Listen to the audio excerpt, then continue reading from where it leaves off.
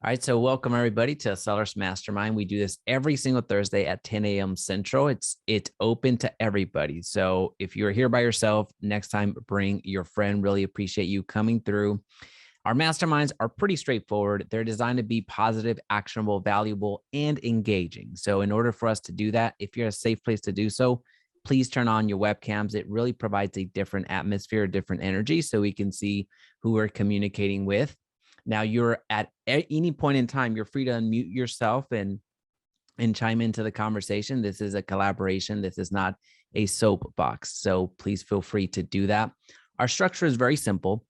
For the first 15 minutes, we're going to go into the one thing. So our purpose is to speak into listings, getting sellers. So that's our Thursdays. On Tuesdays, we take the other side of the transaction, which is buyers. So the first 15 minutes, we're going to focus on one thing where Kim and I were co-hosting this together. We're going to cover one thing that we feel is super important for this point in time for everybody, whether you're getting started or you're already doing 100 transactions a year. Now, after that, for 30 minutes, we're going to open it up. So it's going to be an open forum. So this is where we really ask you to bring in your challenges, something that you're experiencing in your business. And then the last 5 minutes, it's our commitment corner. So we want to introduce an element of accountability to yourself so you can actually see some meaningful change. Now, so the first 15 minutes, the one seller thing that we're going to focus on is on the converting side of the transaction. So there's three categories that we're going to attack every single Thursday. It's either a strategy to help you get more sellers, or a strategy to help you to convert more sellers, or a strategy to scale your business if you're on the listing side. So that's a little bit of the structure. This is our masterminds. And the one thing that we wanted to cover today on the converting category is setting appropriate seller expectations. Setting expectations for your homeowners is so important now more than ever, because what sellers are seeing is quite a bit. They're seeing a lot of news from the stock market perspective. They're seeing a lot of the last several months. They would see their neighbors, they would see their friends, they would see their family put their market up, put their home to sell, and it would be sold instantly, quickly, and for more money. So that expectation is still lingering. So when fear gets introduced in terms of the stock market, in terms of the crypto market crashing, in terms of everything else that's going on around us, then they're looking at the largest asset that they own, which is their home, and it's very easy to get into panic mode. So whenever you're speaking to homeowners that are considering selling, we have to set the appropriate expectations, because the way that you did real estate 30 days ago is not the way that you're going to be doing real estate today and in 30 days. So this isn't the part of the interaction. Let me know in the chat. Let us know in the chat if you're seeing a shift, if you're seeing something move in your real estate business in your market. So just go ahead and put what market you're in, and then I'm experiencing a shift, or everything is the same, nothing has changed. Let us know so we can start seeing where we're all coming from, because we're all over the country. So I want to make sure that we engage in that manner. So when we say setting appropriate seller expectations, it's not over-promising nor under-promising. It's just telling the homeowners what they need to hear at the end of the day, right? Because what they're seeing, again, before I got onto a little different road here, what they're seeing on the news is most often not pretty pessimistic, pretty negative. And what they're seeing on social media is a bunch of our peers. I'm not going to point anybody out because they're actually not even here that do this type of marketing, but they're seeing a lot of our peers. Now's the right time to sell. Now's the perfect time to sell. Well, how is that possible? How is that accurate?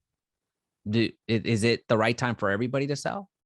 No, it can't. Obviously, it can't be done that way. But our peers, myself included, of course, sometimes. So our peers are sending out this message. Now is the time to sell. You don't want to miss the boat because your home is going to be so less expensive or so less valuable in a couple of months. So when I say setting the appropriate expectation or setting speaking to your home owners, they just need facts. They just need facts. You're the real estate professional that's designed to guide them and is there for them. So more than anything, as you're speaking and having the conversations with your home owners, setting the appropriate expectations is super important. Now, Kim, what do you think? Absolutely. Good morning, everyone. Expectations are going to be the foundation of your relationship throughout the entire process.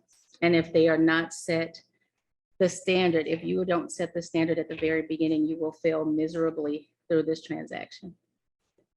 So yes, everything Jaime said, you need to be holding on to it and definitely preparing and processing.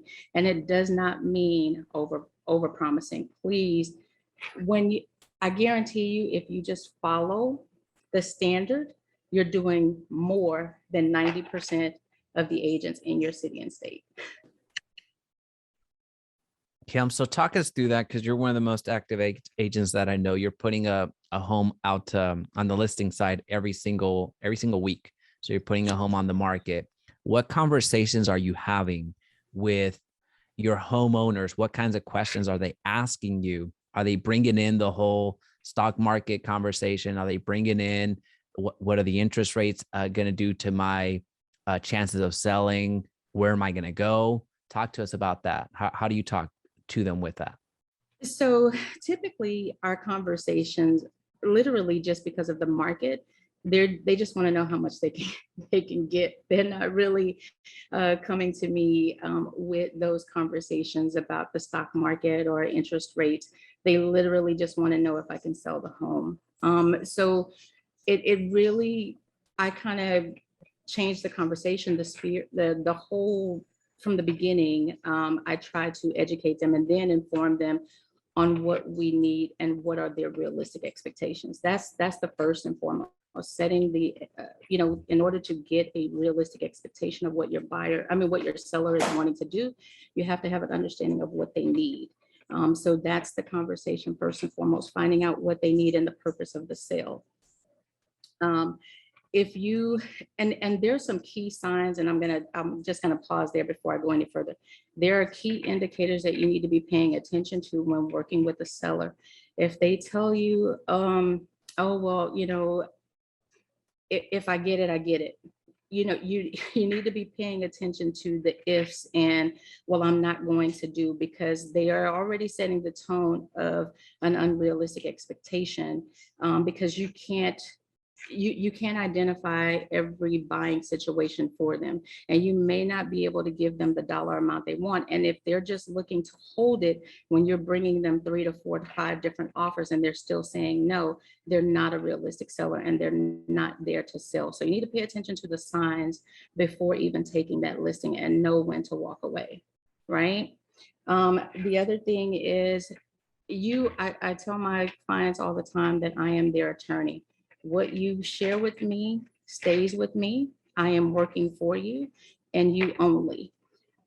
You need to identify if your clients own the home outright. Do your due diligence. Don't just take the listing thinking, oh, I got a listing. This is awesome. This is great.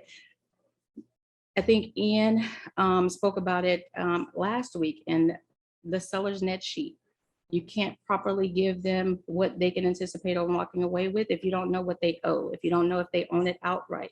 So these are things that you need to prepare for, you need to have before realistically listing that property, because you can sell it all day long at the top dollar, but in the event that your clients, and believe it or not, my husband will tell you, we had a horrific situation last year where we were working for the buyer, of course, but the seller's agent, she did not have the financials together for her seller. We were at the closing table and the title company, they are going over the final CD with the seller, and she refused to sign, guys. We did not buy that house. She refused to sign. We could have gone into litigation. It was just an absolute nightmare. But because she didn't know that she actually needed to come to the table with money, and she was not going to be able to buy that brand new home that she was under contract with. So this lady just went through a downward spiral, and the agent, lackluster at best, just did not prepare properly. So like I said, and they talked about it last week, making certain that you have a seller net sheet. This is the information you provided for. This is the information I have. I went off of your last mortgage statement. You signed a document for me to contact your lender. I checked, these are the numbers. This is what you can walk away with. And when they see that, you've already set a standard or the tone. And so they know that you're about your business. You don't want to waste time with clients that don't really have an an understanding of what it's going to take. Don't be afraid to show your costs, the fees. They need to know. And then Jaime talks about it all the time about being the reporter. Be your client's reporter. Don't let them go out surfing for the information. Once you get that house listed, they need to be on an automatic setup where they're getting the feed every week or however frequently you send it on how many times this listing is actually being looked at, how many times it's being shown, how many times, so that's automatic. And you're not sitting here once a week picking up a phone, trying to call them and letting them know how their listing is actually doing. Listing price. Jaime said it at the very beginning. We talk about homes now sitting on the market, prices dropping. You want to make certain that you are listing at a realistic price point, not at the top, not at the highest, but let them have an understanding. Well, my friend, she got 25,000 over. My neighbor got 50,000 over the asking. Okay, that's fine, but we're working with your home. So you need to make certain that you're walking the property. You need to make certain that you're doing your due diligence to look to see. We always have our clients to actually do a home inspection prior to us listing the home, so that they know, because I would never have a buyer to come with a laundry list of things that need to be repaired, even things that my seller is not aware of, and then they're refusing to do so. God bless you, Adrian. You want to, the other thing is we also network with other agents to let them know that listings are coming available. We send out information showing, hey, look, we're going to be having an open house on this day, so on and so forth. Please bring your buyers by. And another thing, guys, I cannot tell you enough. Make certain that you are taking the financial information of your buyers that come to your sellers and contact their lenders. Make certain that the buyers are aware. Make certain that you speak with the agent and the buyer is aware that they're going to be spending $2,300 a month on this. This is the new mortgage, because you see properties coming off the market within that 3-day window or that 2-day window, but then when they get that CD or when they get that estimate, you see it busting out. It sets a bad precedent for your sellers now, because people are now getting the understanding, or they believe that, okay, something's wrong with the house. Why did they come back on the market so quickly? Or even having 21 days of it going through, and then financially, because the interest rates have changed or something's changed drastically with that buyer, now they don't qualify, and so they're coming out. Now you've got to go through this whole spiel of explaining, well, I see that the house has been on the market or under contract 3 times. What happened?